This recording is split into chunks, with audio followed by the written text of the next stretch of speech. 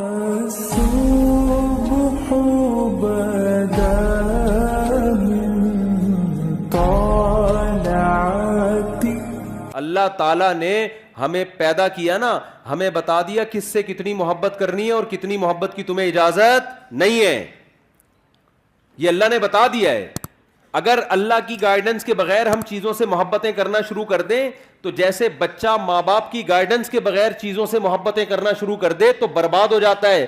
ماں باپ بتاتے ہیں بیٹا یہ شہد ہے, یہ کھانے کی چیز ہے, یہ چاکلیٹ ہے, یہ کھانے کی چیز ہے, یہ پراٹھا ہے, یہ کھانے کی چیز ہے, یہ سموسا ہے, یہ کھانے کی چیز ہے, یہ چرس ہے, یہ کھانے کی چیز نہیں ہے, یہ ہیروئن ہے, یہ کھانے کی چیز نہیں ہے, یہ زہر ہے, یہ کھانے کی چیز نہیں ہے. یہ سکھاتے ہیں کہ نہیں سکھاتے؟ حالانکہ دل تو بچے کا کرتا ہے یار تھوڑا چرس بھی چکھ کے دیکھ لو. کرتا ہے کہ نہیں کرتا؟ پھر اگر چاکلیٹیں زیادہ کھانا شروع کر دے تو پھر ماں باپ بتاتے ہیں بیٹا ڈاکٹر صاحب نے کہا ہے تمہارے پیٹ میں جو اتنے کیڑے ہیں نا, جو اصل میں تمہارے ابا کے تھے, تو تمہارے جو پیٹ میں اتنے کیڑے ہیں وہ چاکلیٹیں زیادہ کھانے کی وجہ سے ہیں. اب چاکلیٹ سے محبت نہیں کرو. وہ پھر بھی کہہ رہا نہیں میں کھاؤں گا, تو مر جائے گا نا ایک دن. تو جیسے ماں باپ گائیڈ کرتے ہیں کہ کس چیز سے تمہیں محبت کرنی ہے یا نہیں کرنی, اور کرنی ہے تو کتنی کرنی ہے, اس گائیڈنس کے بغیر بچے کو ایسے ہی چھوڑ دیا جائے تو اپنا بیڑا غرق کر لے گا. وہ چیزوں میں اٹریکشن کو دیکھ کر وہ دیکھے گا جو چمکتی بھی چیز ہے اس کی طرف جاؤ, وہ پیکنگ کو دیکھے گا. یہی حرکت بڑے ہو کر انسان کر رہا ہوتا ہے. خدا اس کو بتائے گا, اللہ بتاتا ہے ابے بھائی یہ چیز میں اٹریکشن بہت ہے, دل لگانے کی نہیں ہے, یہ اٹریکٹیو ہے دیکھنے میں, دل لگانے کی نہیں ہے. یہ ٹائم پاس کرنے کی چیز ہے, دل لگانے کی نہیں ہے. سمجھ میں آ رہی ہے بات کہ نہیں آ رہی ہے؟ دل کس سے لگانا ہے؟ دل لگانے کی کیوں نہیں ہے پہلے یہ بتا دوں میں. دل لگانے کی اس لیے نہیں ہے کہ اس پہ فنا کا لیبل لگا ہوا ہے, ختم ہونے والی اور بولو فنا ہونے والی. دوسری اس کے اندر خرابی ہے آپ کو آپ کے ہدف سے ہٹانے والی, آپ کو آپ کے ہدف سے ہٹانے والی. مثال سے بات سمجھاتا ہوں. آپ کو کمپنی نے کہیں بھیجا, کوئی کمپنی کا کوئی پروجیکٹ ہے, کسی جنگل میں اس نے بڑا ہوٹل بنانا ہے, رہائشی ہوتے ہیں نا ہوٹل, بڑے بڑے مالدار لوگ آتے ہیں جی شیروں کے بیچ میں ہم ذرا دیکھنا چاہتے ہیں. مالداروں کے شوق بھی عجیب عجیب ہوتے ہیں کہ ہم شیروں کے بیچ میں ذرا ہوٹل ہو, بیگم کے ساتھ ہم یہاں لائف کو انجوائے کریں, چاروں طرف چیتے لومڑی شیر گھوم رہے ہوں. ہوتا ہے ہیں بہت ساری دنیا میں, سمندر کے بیچ میں ہوتا ہے, سمندر کے کنارے پر ہوتے ہیں کہ نہیں ہوتے. کمپنی نے آپ کی کمپنی نے آپ کو بیرون ملک بھیج دیا اور آپ کو کہا کہ آپ ہمارا ایک پروجیکٹ ہے, آپ یہ جو ہم نے 200-250 یا 4000 یا 1000 افراد بھیجے ہیں, ہمارا ہدف یہ ہے کہ یہاں ہم نے ہوٹل کی تعمیر کرنی ہے. ایک ہوٹل بنے گا, ایک خوبصورت عمارت بنے گی, پھر اس میں کمپنی کا بزنس ہوگا. تو آپ کو پروجیکٹ دیا, آپ کے پیسے بھی متعین کر دیے کہ بھئی یہ پروجیکٹ میں کچھ پیسے ایڈوانس لے لو, اور جب یہ کمپلیٹ ہو جائے گا تو آپ کو 1-1 کروڑ روپے بولو نا پکڑا دیے جائیں. سمجھ میں آ رہی ہے بات کہ نہیں آ رہی؟ پھر کمپنی نے جب آپ کو بھیجا تو کمپنی کو پتا تھا یہ انسان ہے, یہ بھوکے پیاسے نہیں رہ سکتے. تو کمپنی نے وہاں کیا کیا کہ آپ کو کچھ پیسے دیے, بھئی یہ وہاں سموسے کا انتظام بھی ہوگا, ڈاکٹر کا انتظام بھی ہوگا, سوئمنگ پول بھی ہوگا, تھک جاتا ہے انسان, جاگنگ کا انتظام بھی ہوگا, ایک جم بھی بنا ہوا ہوگا, کیونکہ لمبا پروجیکٹ ہے 4-5 سال کا. تو یہ سارے لوازمات, اور جو ہے کنوارے چھڑے چھاٹ ہیں ان کی شادی کا بھی, اگر انسان کے بچے ہوں گے وہ ان کی شادی کا بھی انتظام ہو جائے گا, اور جو میرڈ ہیں وہ اپنی بیگم کو بھی وہاں لے جا سکتے ہیں. تو یہ سارے لوازمات کے ساتھ آپ کو وہاں بھیجا گیا. آپ نے کیا کیا, آپ نے کہا یہاں تو سموسے کا بھی انتظام ہے. بھائی آپ کو سموسے بہت پسند تھے, آپ سموسے کھانے کے لیے سارا دن سموسے کی کینٹین پہ بیٹھے رہتے ہیں آپ. مینیجر آتا ہے یار تو انجینئر ہے, تیرا کام ہے نقشہ بنانا, تو نقشہ تو بنانا, ایک لکیر ہی اب تک تو نے کھینچی. آپ کہہ رہے ہم بھیجے نہیں گئے, ہم یہاں سے دریافت ہوئے دھماکے کے نتیجے میں. ایک کروڑوں سال میں ایک میں وجود میں آیا ہوں, تو مجھے چونکہ لائف کو انجوائے کرنا ہے تو میں یہاں بیٹھ کے کیا کھاؤں گا, سموسے کھاؤں گا. پھر جناب گول گپے والا گزرا, پھر گول گپے پہ دل آ گیا آپ کا. پھر آپ نے سوچا یار پراپرٹی خریدنی چاہیے, یہاں پہ بڑی اچھی جگہ ہے, ہوٹل بھی بن رہا ہے اڑوس پڑوس میں, تو پراپرٹی کے لیے پیسہ چاہیے. تو آپ نے کیا کیا, اس کنٹری میں ٹیکسی چلانا شروع کر دی پیسے کمانے کے لیے, تاکہ میں کیا خریدوں یہاں پہ, بولو نا, پراپرٹی خریدوں. یہ سارے کام آپ کر رہے ہو, آپ کی ایک دفعہ شکایت گئی, 2 دفعہ شکایت گئی, بھائی بندے کو جس کام کے لیے بھیجا تھا, ویزا لگوایا تھا, یہ کمپنی نے لگایا تھا, تمہیں اپنے ویزے پہ تھوڑی تم اس جگہ آ سکتے تھے. کمپنی کی طرف سے 1 لیٹر آیا, 2 لیٹر آیا, 3 لیٹر آیا, کمپنی نے کہا بندہ یار بڑا قابل ہے, ہمیں یہ بندے کی ضرورت ہے, اس لیے کمپنی نے پھر بندے بھیجنا شروع کر دیے. وسیم بھائی کو بھیجا, جا کے اس کمبخت کو سمجھاؤ, سموسے تو کھا, تیرے کو ہم منع نہیں کر رہے, تو جس کام کے لیے آیا اصل فوکس اس کو کر, بعد میں اتنا پیسہ ملے گا اپنی سموسے کی دکان کھول لینا تو بیٹھ کے. اور پراپرٹی کیا, تو ایک ابھی ٹیکسی چلا کے ایک پراپرٹی, اتنا پیسہ ہم تجھے دیں گے, بحریہ ٹاؤن آدھا تیرے نام کر دیں گے ہم, تو کام کو تو فوکس کرنا.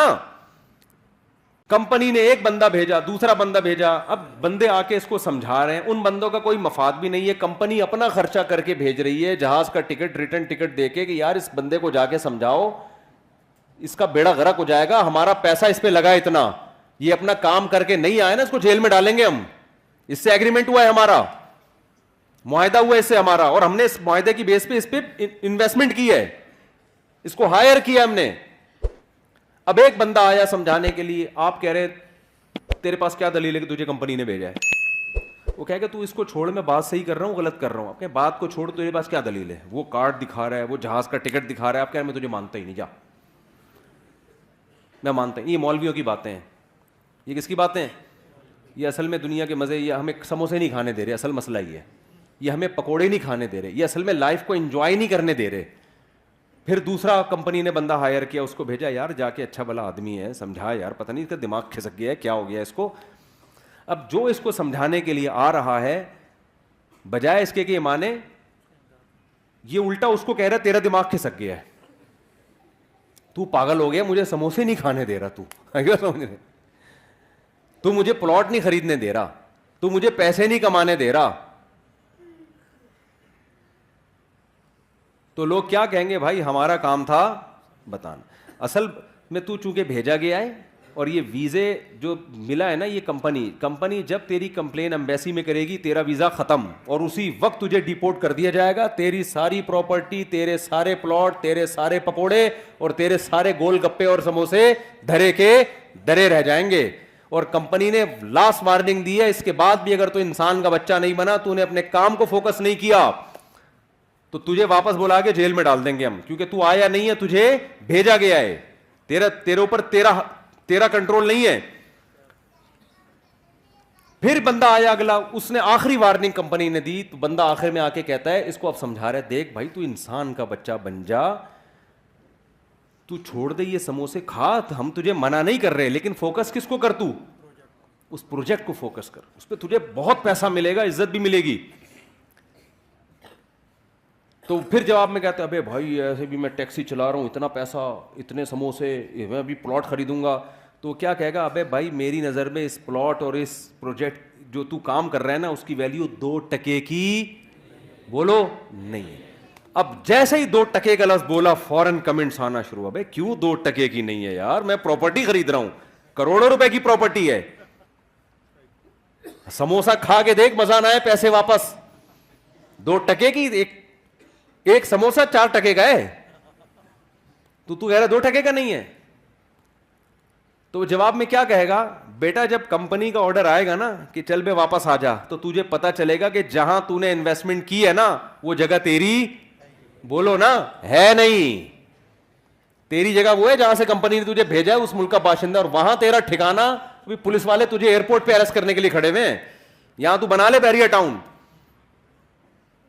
یا تو اپنی مرضی سے آیا ہوتا نا, اپنے ویزے پہ آیا ہوتا, پھر بناتا یار پراپرٹی, بناتا, سلپ ہو جاتا, بھاگ جاتا, جو مرضی کرتا, آخرت میں دیکھا جاتا, یا کوئی پکڑائی میں آ جاتا تو آ جاتا, نہیں آتا تو عیاشی کر لیتا. تو کمبخت, تو کس خوش فہمی میں ہے, تیری حیثیت 2 ٹکے کی نہیں ہے, تو پانی سے قطرے سے پیدا ہوا ہے, تجھے بھیجا گیا, پیدا کیا گیا, تیری ماں کی چھاتیوں میں دودھ پیدا کیا گیا, آسمان سے بارشیں برسائی گئیں, زمین سے نباتات اگائے گئے, پھر سوکھا چارہ جانوروں کو کھلایا گیا, ان سے چکنا گاڑا دودھ تیرے لیے نکالا گیا. سوکھے چارے کو رگڑ کے دیکھو, ایک تیل کا قطرہ نہیں ہے.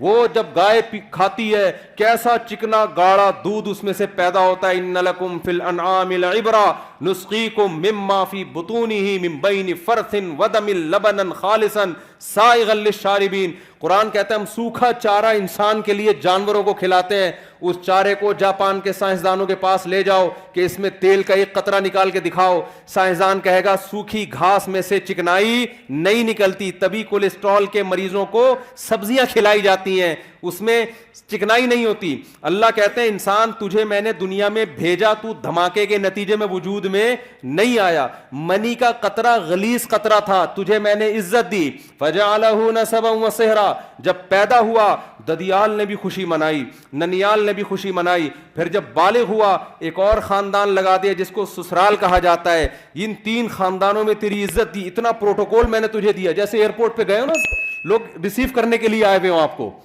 کمپنی نے بھیجا, وہاں عزت ہو رہی ہے, اور آپ وہاں جا کے کس میں لگ گئے, گولے گنڈے کھانے میں لگ گئے آپ.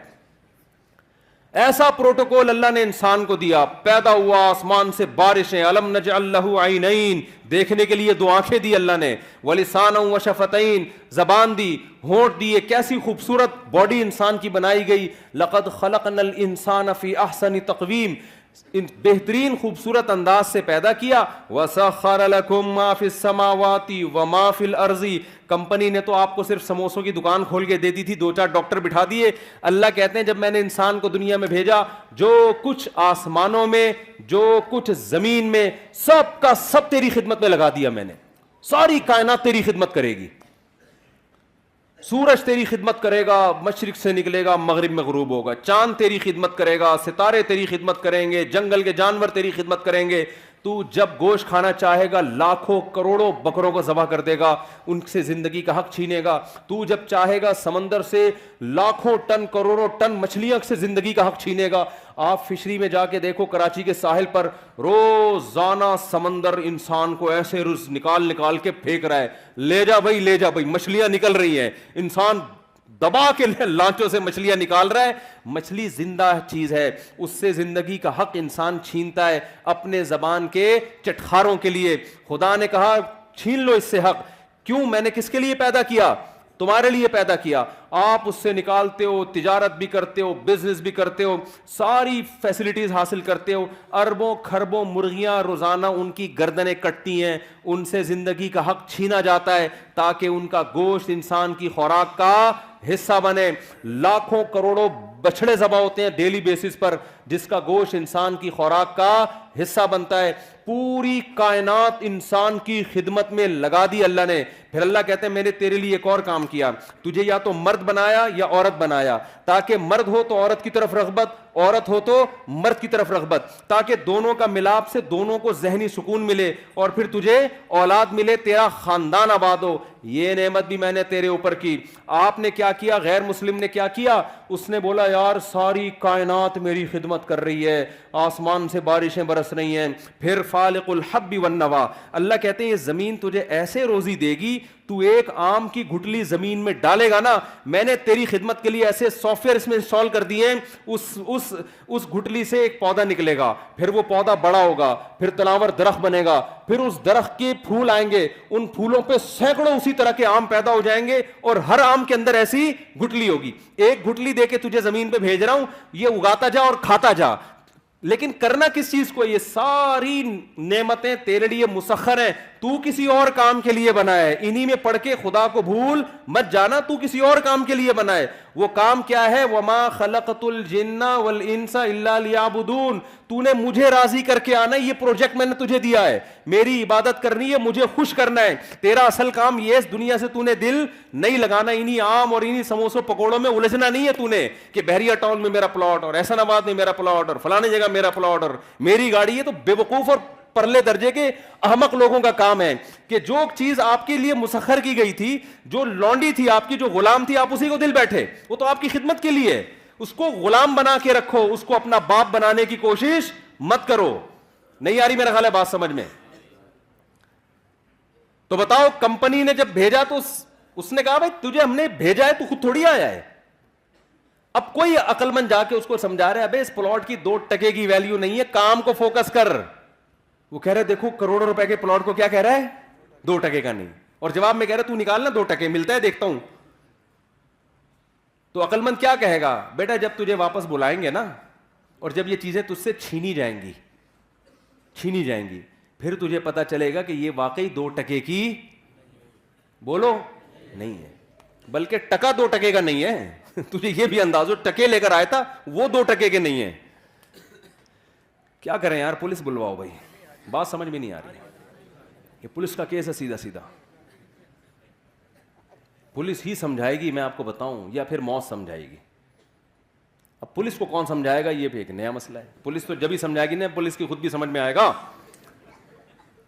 تو خدا کی قسم لا الہ الا اللہ, دنیا میں اس سے بڑا احمق, اس سے بڑا بے وقوف, اس سے بڑا پرلے درجے کا گدھا کوئی نہیں ہے جو یہ کہتا ہے کہ اس دنیا کی ویلیو میری نظر میں 2 ٹکے سے زیادہ ہے. جو چیز چھننے والی ہے, جو تم سے لے لی جائے گی اور کفن پہنا کے بغیر جیب کے تمہیں قبر کے گڑے میں ڈال دیا جائے گا, ابے چھننے والی چیزوں کو کون دل دیتا ہے میرے بھائی. ٹائم پاس کرو, سمجھ رہے ہو, ٹائم پاس کرنے کے لیے ٹھیک ہے, بحریہ ٹاؤن میں 8-10 پلاٹ ہو گئے, پیسہ ہے ٹھیک ہے, ٹائم اچھا پاس ہو جائے گا. W11 میں سفر ہوتا ہے, پیسہ ہے تو لینڈ کروزر میں چلے جاؤ, ٹائم کیسا ہو جائے گا. دل ول تھوڑی دینا ہے. کیا کریں یار, دل تھوڑی دینا ہے بے فضول قسم کی چیزوں کا. یار جنازے نہیں اٹھتے ہوئے دیکھے, 35 سال کا آدمی مر رہا ہے, 40 سال کا بندہ مر رہا ہے, 45 سال کا مر رہا ہے, 50 سال کا مر رہا ہے, 55 سال کا مر رہا ہے, 60 سال کا, بہت بچ جائے گا, 80 سال میں مر جائے گا. کتنے دن رہ گئے 80 سال میں. آپ کہو گے بھی تو 40-50 سال ہے. میں بھائی ایسے ٹھک ٹھک ٹھک کر کے ٹائم گزرتا ہے ایسے. کچھ دنوں بعد بولو گے یار پتہ نہیں یہ ہوا کیا, 80 کے کب ہوئے یار, 80 کے کب ہوئے. اور یہ بھی خوش قسمت ہیں جو ہوں گے 80 کے, ورنہ میرے بھائی 30 سال 35 سال. ابھی یہ کینسر کی اسپیشلسٹ 35 سال کی, خود کینسر کی اسپیشلسٹ, پتا چلا کہ جی خود کو کینسر ہو گیا اور آخری اسٹیج پہ. تو یہ گوروں کے ساتھ بھی ہو رہا ہے, ہمارے ساتھ بھی ہو رہا ہے, سب کے ساتھ ہو رہا ہے. تو یہ میرے بھائی واقعی 2 ٹکے کی بولو. غیر مسلم کو مت فالو کرو, وہ دنیا سے محبت کرتا ہے, وہ سمجھتا ہے دنیا ہی سب کچھ ہے. میں جب دیکھو ہمیں اللہ نے پیدا کیا اپنی عبادت کے لیے, اپنی غلامی کے لیے, مجھے راضی کرنا ہے. تو اللہ کو راضی کرنے کے جتنے کام ہیں نا سارے کرنے پڑیں گے. ان کاموں میں دنیا کمانا بھی ہے.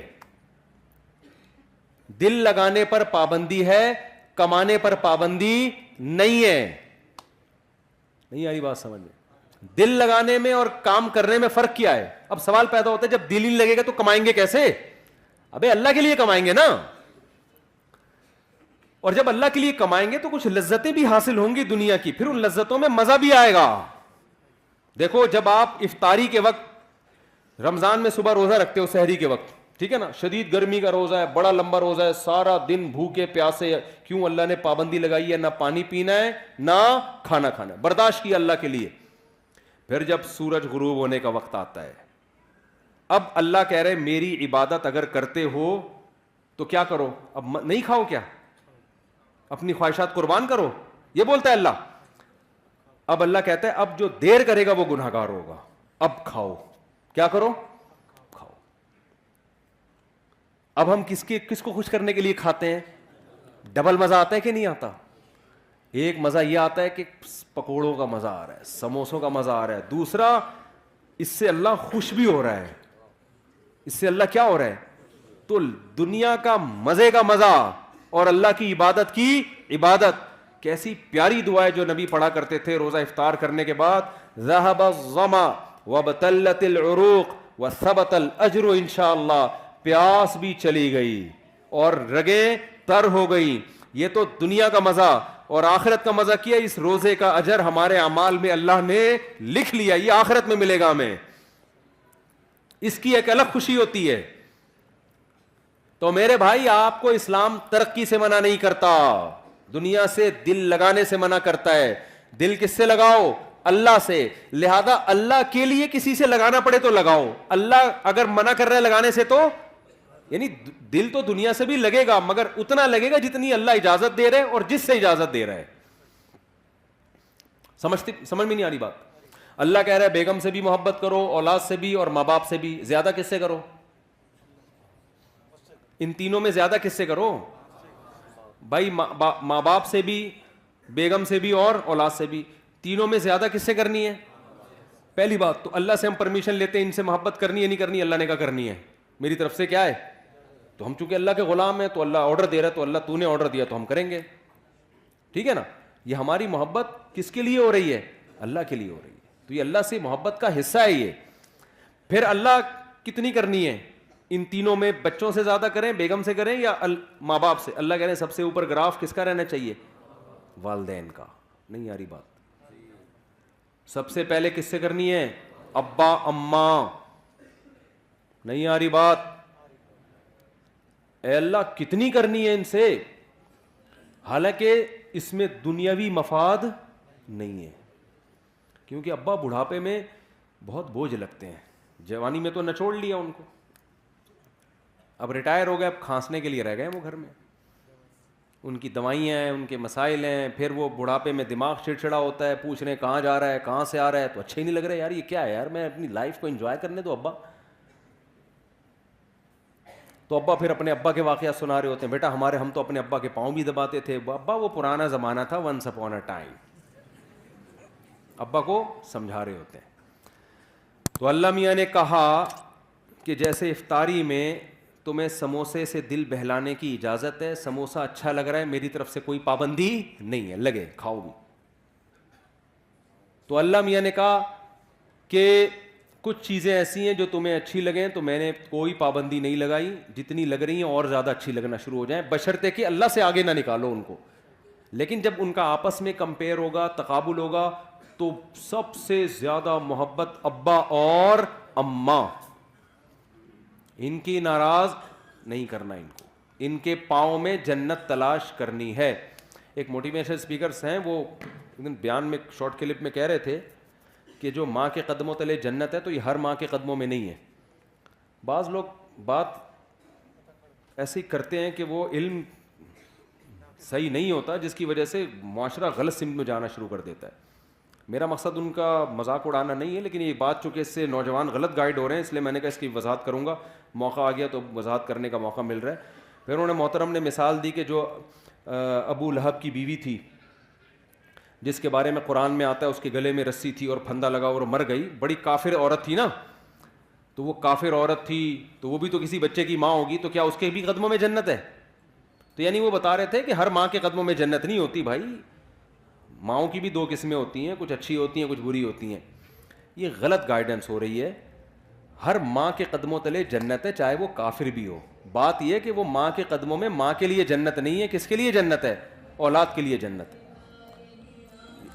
میں اگر وہاں موجود ہوتا نا ورک شاپ میں تو میں کہتا ایکسکیوز می سر, ایک بات آپ سے کرنی ہے کہ ابو لہب کی بیوی اگرچہ جہنم میں جائے گی لیکن اس کے بچوں کے لیے اس کے قدموں میں اللہ نے جنت رکھی ہے. قرآن کہتا ہے وَإِن جَاهَدَاكَ عَلَىٰ أَن تُشْرِكَ بِي, کہ اگر تمہارے ماں باپ اتنے بڑے کافر ہیں کہ تمہیں زبردستی شرک پر مجبور بھی کریں, ان کی بات نہیں ماننی, لیکن صاحبہما فی الدنیا معروفا, پھر بھی ان کے قدموں میں تم نے جنت تلاش کرنی, دنیا میں اچھا سلوک کرنا ہے, یہی تو مطلب ہے قدموں میں جنت کا. تو آج کل اولادیں ویسے ہی ماں باپ کو نہیں پوچھ رہی ہیں, اس طرح کی تقریریں آئیں گی تو پھر اپنے ابا اماں میں عیب تلاش کریں گے. وہ ہر بچہ جا کے دیکھا یار میری اماں تو یہ بھی کام غلط ہے, میری اماں کا تو یہ بھی حرکت ٹھیک نہیں ہے, تو اس کا مطلب میری اماں خود ہی جنتی نہیں ہے, تو اس کے پاؤں میں کہاں سے جنت آ گئی؟ اور بھائی آپ کو ابا اماں کے فالٹ نکالنے کی اجازت نہیں ہے. اللہ نے ابو لہب کی بیوی کو برا کہا, اللہ ہے, اللہ کو حق ہے کہ کسی کو برا کہے, کسی کو جہنم میں بھیجے. ابو جہل کی بیوی یا ابو لہب کی بیوی کی جو اولاد تھی اس کو شریعت نے یہی پابند کیا کہ تم نے اپنے ماں باپ کے احسانات کا بدلہ دینے کی کوشش کرنا ہے اور تم نے ان کے ساتھ اچھا سلوک کرنا ہے. نہیں آ رہی میرا خیال بات سمجھ میں؟ تو آپ کو تو حکم ہے کہ آپ کے ابا اچھے ہیں برے ہیں, بھائی آپ کو اچھا سلوک کرنا ہے. تو اللہ میاں, میں یہ کہہ رہا تھا کہ بس بات ختم کر رہا ہوں, ترقی میں پیچھے جب رہیں گے جب یہ اللہ کے لیے نہ ہو. یا آپ کوشش ہی نہ کرو. اللہ نے حکم دیا ہے کہ سارے کام کرنے ہیں کس کو راضی کرنے کے لیے؟ اللہ کو. اس سے پتہ ہے کیا ہوگا؟ یہ ترقی کی اسپیڈ غیر مسلموں سے بھی زیادہ تیز ہو جائے گی, کیونکہ جو کام اللہ کے لیے کیا جاتا ہے نا اس میں جان بہت ہوتی ہے, کیونکہ اس کا اجر کون دے گا؟ اللہ.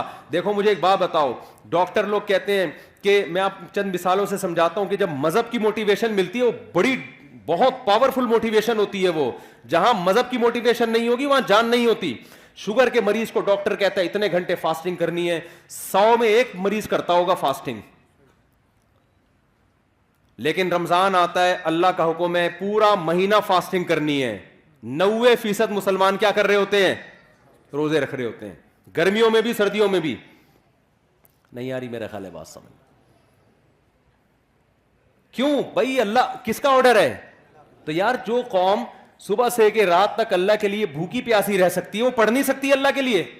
نہیں آ رہی بات. وہ پڑھے گی کیوں نہیں پڑھے گی؟ اس کو بتانے والے لوگ شارٹ ہیں مارکیٹ میں. وہ مذہب کا صرف ایک پہلو سامنے رکھا ہوا ہے اس نے. اور سب سے بڑی بات یہ کہ یہ کام تھا ہماری حکومتوں کا. حکومتیں ذمہ داری پوری نہیں کر رہی ہیں. پڑھائی کا نظام تو دیکھو نا. کوئی بھی مجھے آ کے کہتا ہے نا اسکول میں پڑھتا ہوں, میں کہتا ہوں پڑھتا نہیں ہے, یہ بولو کہ میں اسکول میں نہیں پڑھتا ہوں. جھوٹ نہیں بولا کرو. تو یہ تو سسٹم مذہب کا نہیں ہے. یہ خرابی جو ہم ترقی میں پیچھے, ہمارے حکمرانوں کی پالیسیاں ہیں. ورنہ میں کے پی کے گیا ہوں نا, وہاں دین اور مذہب زیادہ ہے. وہاں ایجوکیشن کے ریشو پورے پاکستان میں سب سے زیادہ ہے. پورے پاکستان میں کے پی کے کی جتنی آبادی ہے نا اس کے لحاظ سے لٹریسی ریشو کے پی کے میں پنجاب اور کراچی کی نسبت زیادہ. کیوں؟ وہاں دین اور مذہب کیا ہے؟ زیادہ ہے. دین اور مذہب زیادہ ہونے کی وجہ سے جو اخلاقی برائیاں ان کا ریشو کیا ہے؟ کم ہے. جب اخلاقی برائیاں کم ہوتی ہیں تو آپ اپنے ہدف کو فوکس کرتے ہو. تو اس لیے اللہ آپ کو ترقی سے منع نہیں کر رہا. المومن القوی خیر من المؤمن الضعیف. حدیث میں آتا ہے طاقتور مومن اللہ کو کمزور مومن سے زیادہ محبوب ہے. تو طاقت میں جسمانی طاقت بھی ہے, طاقت میں ایجوکیشن کی طاقت بھی ہے, طاقت میں دولت کی طاقت بھی ہے, طاقت میں ٹیکنالوجی کی طاقت بھی ہے. لیکن یہ تمام طاقتیں کس کے لیے ہوں گی؟ اللہ کے لیے ہوں گی. جب اللہ کے لیے ہوں گی تو دل اللہ سے لگے گا, ان طاقتوں سے نہیں لگے گا. لہذا کسی کو یہ طاقت مل گئی ٹھیک ہے, نہیں ملی تو کیا سوچے گا؟ بھائی میرا مقصد تھا اللہ کو راضی کرنا, وہ کیا ہو گیا ہے؟ پورا ہو گیا ہے.